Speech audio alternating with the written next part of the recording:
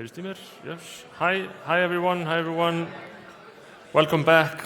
Welcome back after our short break. We're going on to another session about housing and mobility. It's a problem in all of the Nordics, I guess. It's very difficult to find housing, especially for young people. But it's an issue we all face. So we try to identify the real problems, what are the real solutions, and who better to do that than Anna Granat Hansson, a senior research fellow at Nordregio, who hopefully will provide some answers with her research insights into young Nordics' access to affordable housing. Anna Granat Hansson. And I also urge you to, if you're listening and you find some questions arise, note them down, and we can hopefully address some of them afterwards, as well as the online audience. Send the questions in, and we hopefully have time to address some of them. Anna, go ahead. Thank you. So, hi everyone. I've been asked to present results of 2 research projects that I brought with me when I started to work for Nordregio. So it's not the standard Nordregio research, and it doesn't include Iceland and Finland. I'm very sorry about this, but I think that these results are so general that it will, a lot of you will be able to relate to it, especially the Icelandic, I think. So these 2 projects are focusing on affordable housing construction. And we have looked at larger cities, so it's quite a different setting than what we heard previously this morning. We have looked at Copenhagen, Hamburg, Oslo, and Stockholm, and how the cities plan to have affordable housing. And as we did this project, we also wanted to, we saw some interesting initiatives that are related to planning and how to integrate affordable housing and socially mixed neighborhoods. So we will speak a bit about that. And then also we saw that there is a discussion on tenures between owning and renting, and the possibility that these will bring affordable housing and facilitate access by lower income groups, and especially the younger populations.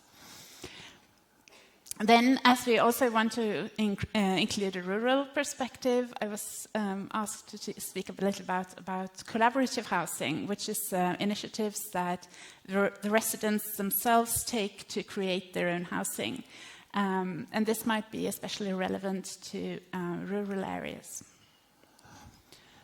So, if we start with these city policies, all these larger cities see that there has been a long-term increase in house prices, and the access to the rental segment is becoming increasingly difficult. And this, of course, has not only negative effects on individuals when they cannot move to where they want to be, or they cannot form the households that they want to live in, but it also has a major impact on city economy when you don't have the population that you want to have. And the response in these 4 cities is the same. They want to create new housing that is in different price and rent segments, so that they can reach a wider layer of the population, and also use this new housing to create socially mixed neighborhoods. And when they make this choice, they have to think about 2 things. One is, how do we facilitate an increase in construction generally, irrespective of price? And then, of course, they can complement this by targeting housing towards the affordable housing segment. And they can do that either by providing new types of housing or targeting a certain amount of housing to the chosen households.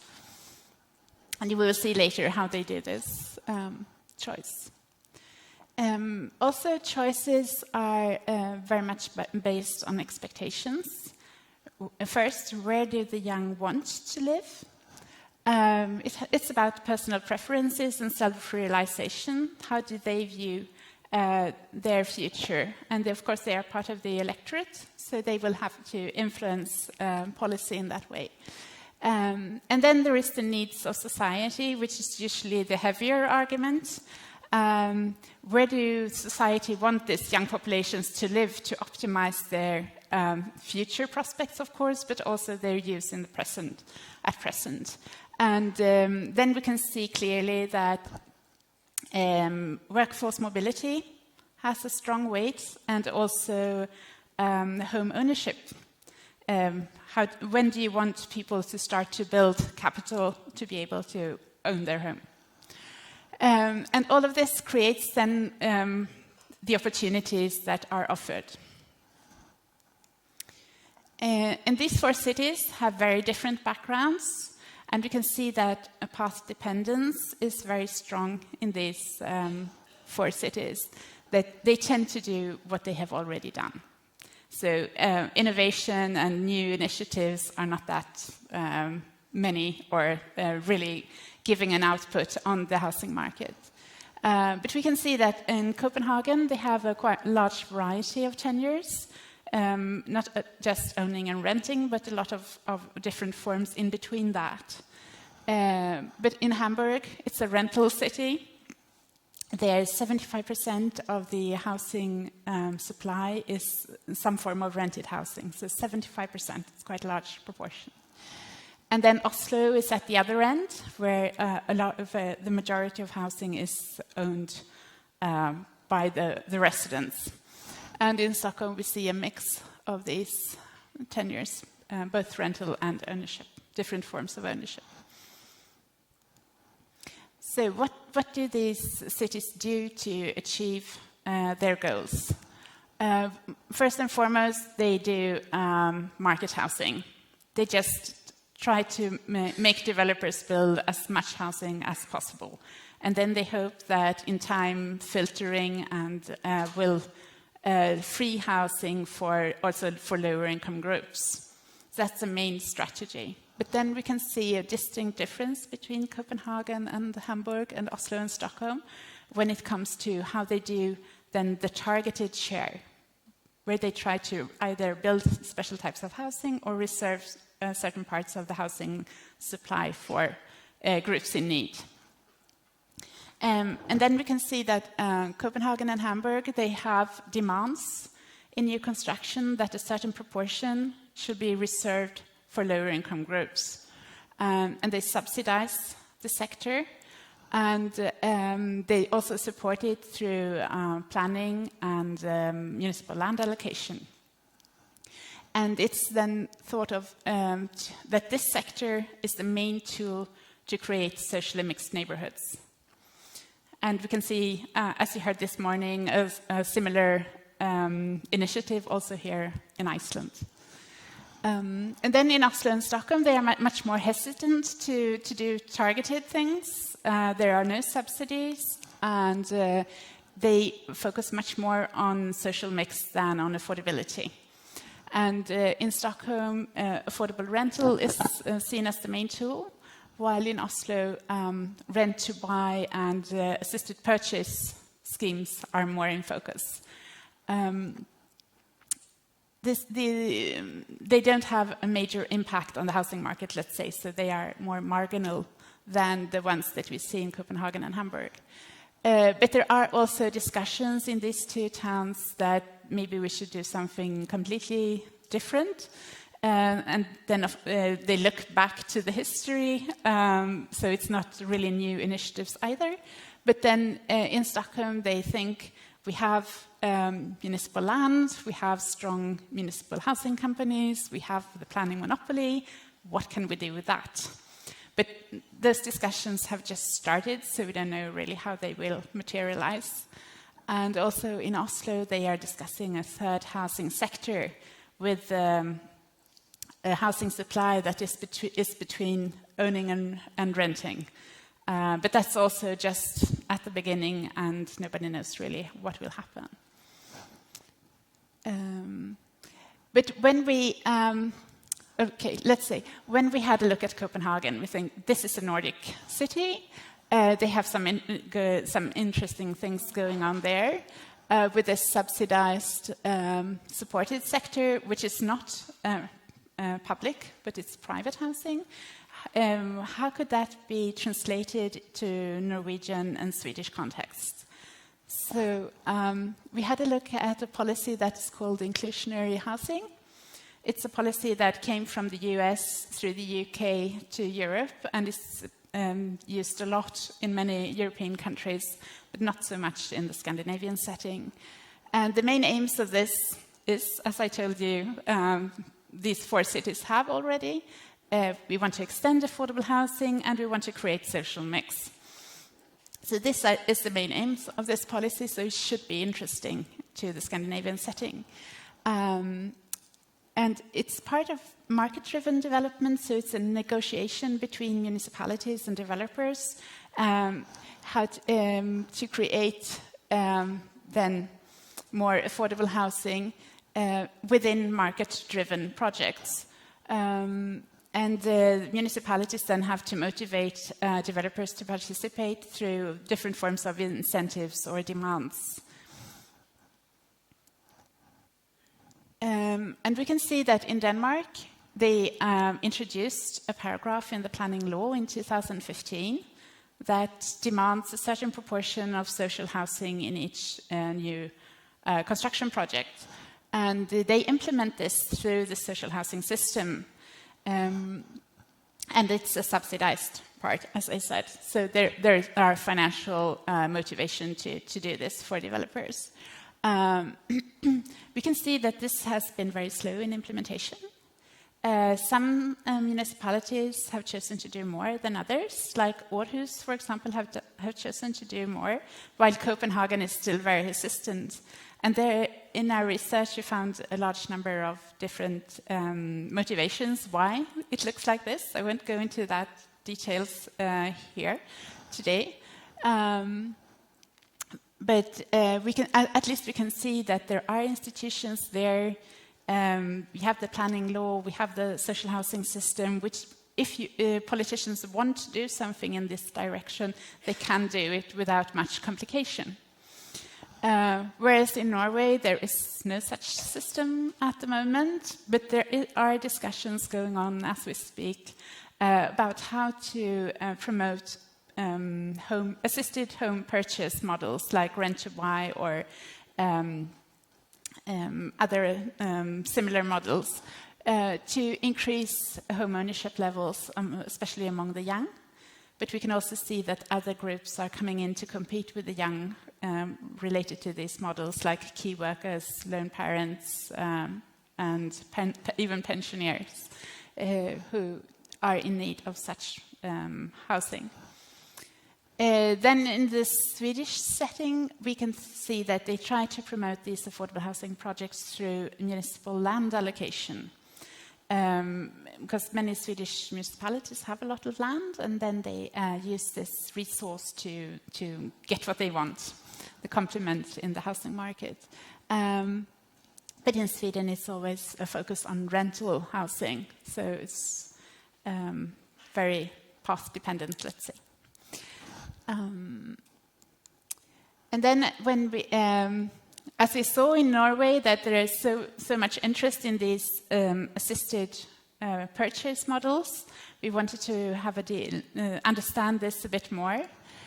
So we had a look at tenures between owning and renting, and not just assisted purchase models, but also cooperative rental. That is a sort of, it's closer to rental, but it still needs a small investment by the buyer who wants to have this sort of housing. And we looked at this from a risk perspective, both financial and legal risk to the tenant buyer. What do they need to know and before they go into this? And we saw that the financial literacy in this population was quite low, especially among young people who bought their home for the first time. They didn't have much understanding. Often, it's of course an individual thing, but many didn't really know what they were buying into.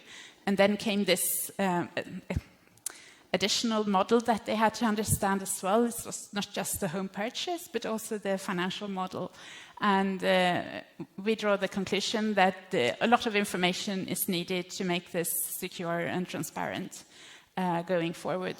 And also, these models are not so easy to understand even for banks and municipalities.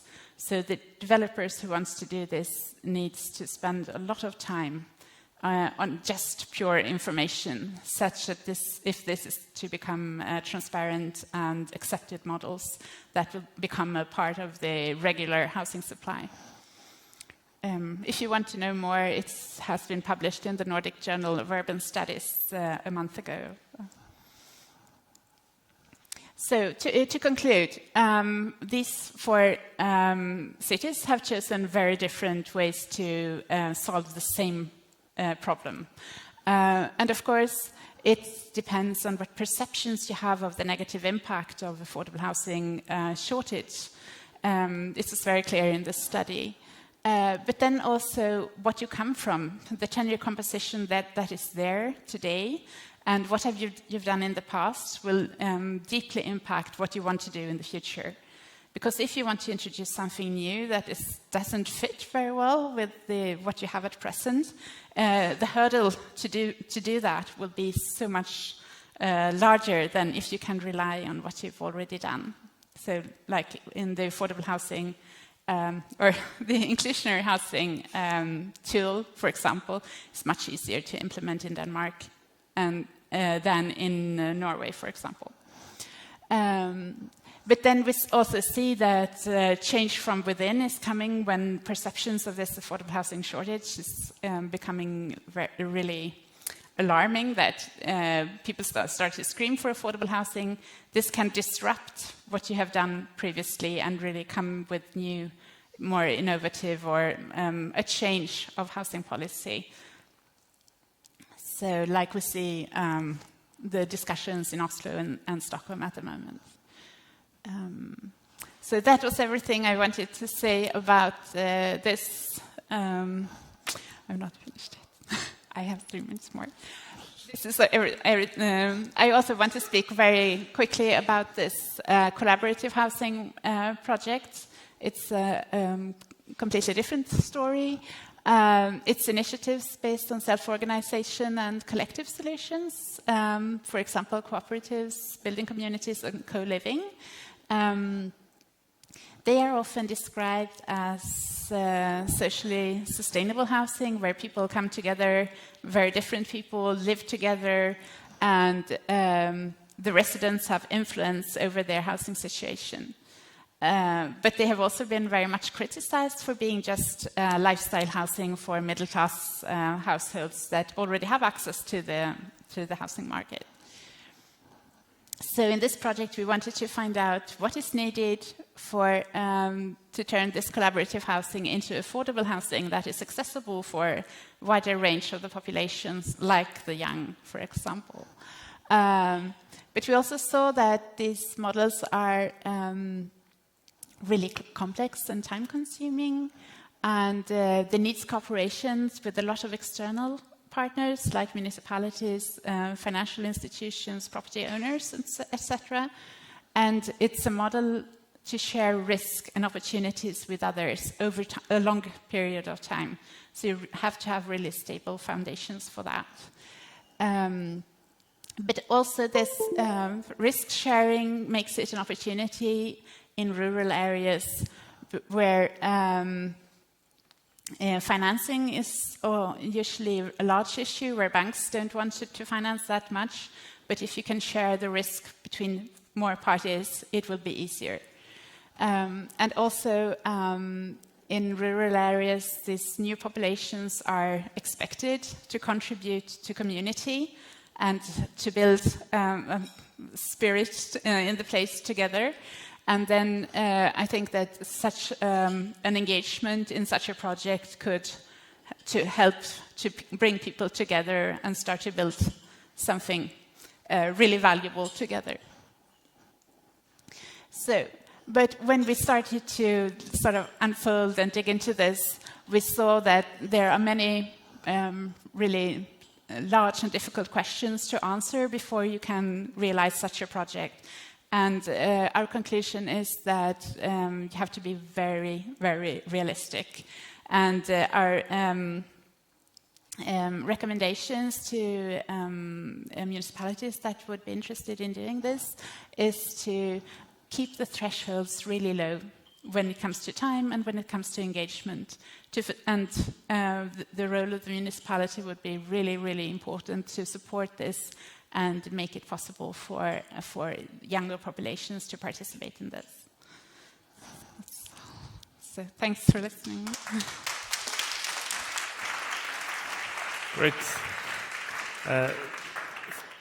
Thank you very much, Anna. So before I maybe take questions from the audience, because we do have time, I wanted to ask, just by seeing all this and what you have researched, where are the best results? Is it when the municipalities and the cities focus on rent or focus on ownership? Where are the best results, like generally speaking? That's a $10 million question, isn't it? Yes. It's very much tied to ideology, I would say, what you want, these expectations.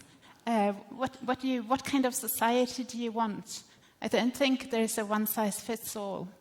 But what I see when it comes to mobility, it's really important to have housing for different phases in life. I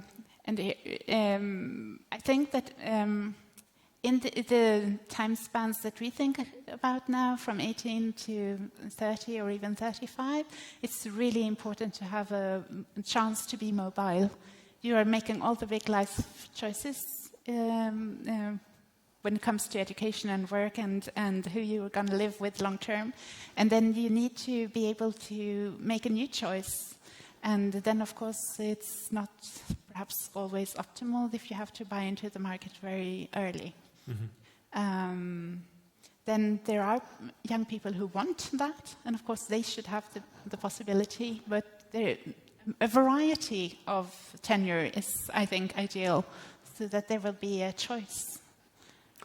From the audience here, are there any questions that arise, like about these issues, affordable housing and such?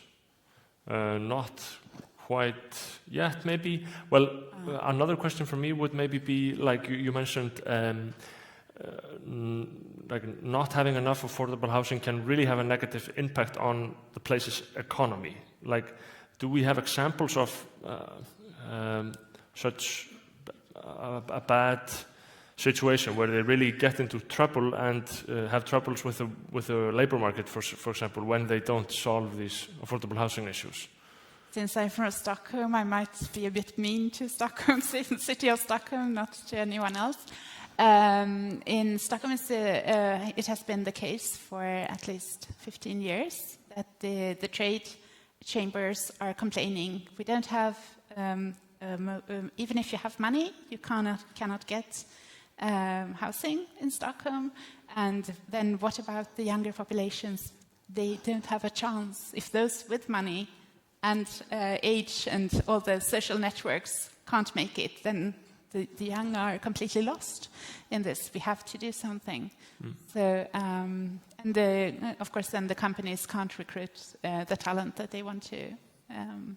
I think there are some colleagues from Nordregio who can tell you about their own experience connected to this. Yes. In Reykjavik, we have the question, do we keep building within the city borders or do we expand it? It's a very contentious issue. I suppose every city has to deal with that question. Yes, densification trend is very obvious in all these cities, that you want to build everything within the city boundaries and use all and then of course it becomes more complicated and more expensive. So it's a trade-off that you will have to do. But I mean, getting more affordable housing isn't the only important issue that we have to solve in society. So it will have to be a balance between these climate and soil consumption policies and housing. But I think that will have a solution for now, because now we see that housing construction is plummeting all over the place. Yes. And so that we have time to discuss that balance and before we go forward, I think. Yes, because here in Reykjavik as well, we have the... Do we have questions already? No. Because here in Reykjavik, we have the issue that you don't have enough housing, but you still have high demand. People really want to live here. But at the end, some will maybe give up. Like, if there is no housing, then you're going to lose the people. Is that the case? Yes, definitely. It might be the nice things for more rural and smaller towns, that people will see that their life chances are better there. But of course, it's for larger towns, they just have to solve this. Yeah. Because if they want to survive. They have to be alert. Yeah. And now we will not focus so much perhaps on construction policy, but rather look at how do you use the housing supply that you already have. Great, Anna. Thank you so much for being with us. We're going to move over to a short video, and then we're going to have a panel with Mari on exactly this issue. But let's start with the video.